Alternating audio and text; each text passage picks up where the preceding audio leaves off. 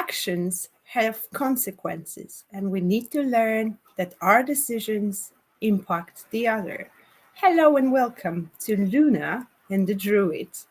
Today, we will talk about the justice cards and what we can learn from its lessons. Yeah, what can we learn from its lessons and what does the Justice card bring to the table? It's a card that has been in the tarot since the beginning. It never changed, even in the most weird and exotic tarot. We find Justice cards. As I usually do, I collected a few. Boom. And here they are. The first two are from Marseille, Tarot de Marseille, and from the Tarot de Paris. 17th century. This one is even 16th century. What I like about this, just about the real old one, is that it has no text on it. It just has a number, and of course the number is completely weird, which is because the Tarot de Paris was extremely weird. So we have 7 here. On the later tarot, we have the number 8 that lasted till early 20th century when the Justice card was assigned to number 11 to Mhm. match its astrological sign, which is Libra. And Libra and Leo were changed because Libra comes after Leo, and in between we even have Virgo, the Hermit. So card number 8 and 11 were swapped out to bring a correct order in the in the astrological signs, so that would follow up chronology. This is a bit of a modern take on the Justice card. We have the Druidcraft Tarot. Still, all the elements are there: the scales and the sword of decision making, and the lady, the the wise lady that um, brings justice. Um, do you have any cards there, Luna, to show I us? do indeed. When it comes to classic look, this is another justice card as well, very similar to those you showed before. Let Yeah. me, there it Oh, is. yeah. There we have it. Another beautiful one from the Star Tarot. um, Ooh. I need to focus the camera. Oh, Yes, I love that one. Oh, I really need to get that it's back. with a tree of light, with the sword here. The sword is touching the water. It's absolutely beautiful and stunning. And the uh, peacock feathers. Yeah. Oh, I yes, love it. the interpretation is very great. Another interesting one is from the Wake Me Up Tarot, more modern look on that card, which the image is very simple here, and it suggests the legal and contract matters, which the Yeah. justice cards go deeper. And the last one, very interesting to me, because on this card the justice has her eyes closed. It's covered by the blindfold, Yeah. which represents the figure we can see in the court as well, the justice symbol. And here Yeah. we can see flowers and the hat on the scale of the balance. So this is more modern way of looking at the justice card. Yeah. Yeah. Mhm. And if we look back at the image in the card, so the Lady Justice comes from the goddess Justitia, which was brought in by one of the Roman emperors Mhm. who created Lady the goddess Justitia, and the balance comes from the Egyptian Book of the Dead, where when you die, your heart is put on a scale, and on the other side, a feather is put. And when your heart is more heavy than the feather, you're going to a different place, and not not a good one. You go to a different place um, in the afterlife, in the realm of the dead. Mhm. So, shall I bring up the slides and see what we have there? To be honest with you, Justice card is not my favorite card. I found it pretty boring until I found down the deeper layer meaning, with the Fool's Journey, because it gave the completely different way of looking at the Justice card. And here on the slide, we can see the main aspects. And the first one would be the understanding of a law of cause and effect. And that's what I like about the Justice cards, because it teaches us that consequences, that actions, sorry, have consequences, that what we do affect not only our lives, but affects also lives of others, people who are surrounding us. And it goes even deeper. We talked about the butterfly effect recently during our live. So I recommend watching that one as well. Understanding the law of cause and effect. What comes to your mind when I say this, Jan? It comes it comes a bit back from what we've seen in earlier broadcasts about especially the Wheel of Fortune, the law of karma, the law of what you bring about comes about, as above, as so below, as within, as so without. What you bring about in the good things in life you bring about will multiply back to you, and the other things, uh, the untruthful things, will bite you in the butt. Also, there's a big cause, yeah, law, cause and effect all over life. Choices and actions are not isolated. Events create create change in your life's journey, and you learn to anticipate the ripple each decision makes. So, like you said, the butterfly effect, uh, the flap of a butterfly wing on one side of the world can create a hurricane on the other side of the world. So that's the main idea of this law of cause and effect. Mhm. Karma. We won't say that word anymore. The second aspect of we want to discuss is the lessons of seeking truth and fairness. So always be truthful, always be fair in judgment and dealings with others. Yeah. Well, one of the main meanings of the card, especially with the sword, is the truth itself. And the justice is very often connected to the law, to the legal matters, but all the laws of the universe, law of the nature, law of karma, as you mentioned before. Uh,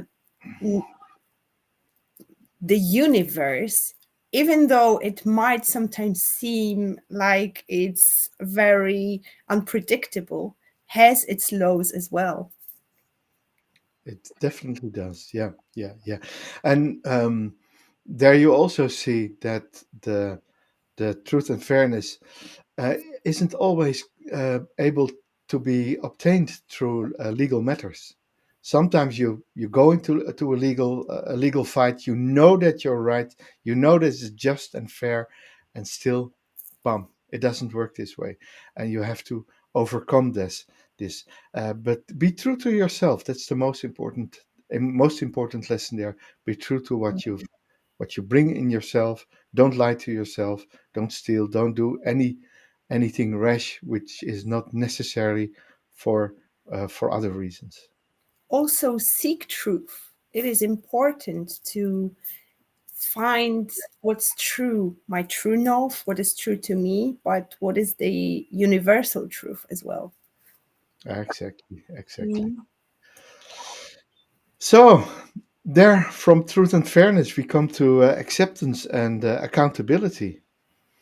So, accepting accountability for your actions, accepting, um, owning your mistakes, and taking steps to rectify your mistakes. Um, yeah, as I said at the beginning, actions have consequences, and it's Yeah, very important to keep it in our mind that if we make a decision, it can't be coming from an ego, because the ego will always make us to do things which serve us, but it doesn't mean that it's going to necessarily serve others as well. And we need to remember that it's not only about me, it's not only I, it's we. We are a part of a collective. We are a part of the bigger picture, and it's very important to have that in your mind when you're making decision. Okay, how it's going to affect me, but how it's going to affect the others. Yeah. So take just and honorable actions, Mhm. and not only for yourself, like you said, but especially for others as well. Yeah, love this. When we go on, we come to seeking inner peace and balance. And of course, balance we see back in all the justice cards we shown today with the scales and the quest of inner peace. Yeah, you could probably even point the sword towards the meaning of inner peace. Mhm. And so, yeah, true peace comes from knowing you have acted rightly and fairly. So it's again honesty, but then knowing that you did the right thing. Yes, and looking for the inner balance, the balance between the spiritual world and the earthly mothers. That's another important aspect of looking for the balance and gaining the balance. I love this aspect of the justice card because we went deep into that topic actually on Monday during our live show, and I'll probably gonna this attach that link so you could go there You can see straight it. away Yeah, yeah, yeah, after this video yeah, to get a deeper understanding of that balance, yeah, how and what to do to find your own balance. yeah, But it is important, everything in nature is balanced. yeah, That's the main law of nature, even though it may not look like it. That the biggest law, the most important, is the law of balance. And when things go off balance, that's when things become off and things change and become not necessarily what it was supposed to be. yeah. Yeah, you're right, and there we find um, uh, imbalance is maintaining and finding the equilibrium between your aspects, such as work and rest. Mhm. If you don't find it, you get the burnout. Giving and receiving. Um, I know a lot of people are always in receiving mode, and I know a lot of people are always in giving mode. And um, I would especially say to the givers, also also start receiving, because sometimes givers just give, and forget and say, "Oh no, no, but I need nothing in return." Yeah, you're right. You need nothing in return, but it's also an honor. You're honoring the giver by receiving, and that's what you know, because the pleasure giving gives you. So But learn to receive as well. that's very often actually a block to our own abundance when there is an imbalance in those situations. Absolutely. But even balance between the mind and the heart, and that's a big one, and that's a tough one to find the balance, the coherence between the mind, and usually it's chatter, and between the desires of the heart. And Mhm. I always say, that the most important thing is to listen to your intuition, follow your gut, and follow your heart, because the mind will always want to keep you safe where you are in a comfort zone. It will bring a lot of fear so you wouldn't move forward. Yeah. And when we listen to the heart, we very often find out a courage we wouldn't have here. But this is the fire which will bring us forward. Yeah, and like you said, you didn't say it literally. I always say it's easier for the mind to follow the heart than the other way around. Mm, yeah, absolutely. Yeah, Absolutely. yeah. So yeah, and then last in this balance thing, we have the lessons from the high priestess, the balance between silence and talking. Oh, that's a lovely example. Yeah. So when we have inner peace and balance, we can work on forgiveness. And Mm, there's the role of forgiveness, of course, is very big in the matters of justice, where yeah, where forgiving is our strongest emotion, and it's sometimes so hard to forgive. And we say forgiven, not forgotten, but um, yeah, manage it, and make sure that you are forgiving others and especially yourself. yes. And we need to remember that forgiveness always comes from acceptance, which was the previous lesson. Without acceptance, it will be hard to forgive because we have to accept the situation, whatever has happened, in order to move forward. And forgiveness would be the next, if not final step to set yourself free. Yeah, yeah, and set yourself free because resentment and resistance to forgiveness always reflects on yourself. It reflects much more on yourself than it reflects on the one who supposedly did you wrong. Absolutely. That's why I call it the strongest of emotions. It's the strongest of emotions working in your benefit. Yes. Yeah. It, The forgiveness will set you free. yeah, Simple as it is. yeah, yeah. And then finally, yeah, yourself, being truthful to yourself. Mm. Tough one. A pretty tough one, Luna. Yeah, it might be. Absolutely. Absolutely. It's sometimes it may be tough and challenging to be the truest version and the authentic version of ourselves because we have people surrounding us, we have our own limiting beliefs of other people who are imposing and implementing and projecting those limiting beliefs on us, people who tell us how to act, what to think. There is another level of how we are being brought up to the world, the family we are being brought in, the values of those families. It all goes very deep. And it's important to just take a step away from all of that and find your own inner truth. Yeah, find it in yourself, and yeah, and also go for the layers that you hide from others, because Mm. um, I always say it's good to have secrets. It's good um, to keep things to yourself, because there's I always say there's the layer, the outer layer that the whole world can see.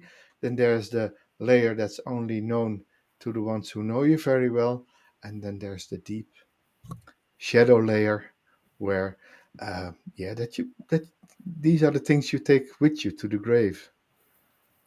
And sometimes when you do the shadow work, these layers would open up and maybe rise one or even two levels, and boom, there you are, the truest version of yourself. Yeah. And then another aspect of this is to be courageous, to be truthful to yourself, and to be the authentic version. Because finding it out is a one thing, but living according to your own truth is another story. And that courage comes from the heart. When Yeah, we do things which are aligned with our heart, it's easier to take action towards that. yeah, It's yeah, easier to make things happen. yeah, and to own your truth. Mhm. Like we see a lot of people awaking spiritually and then tucking it away. Oh, yes, because they're afraid of what the society will tell, what We the will think people of them. around them, how Yeah. will they react, what would they do if they will be pushed away.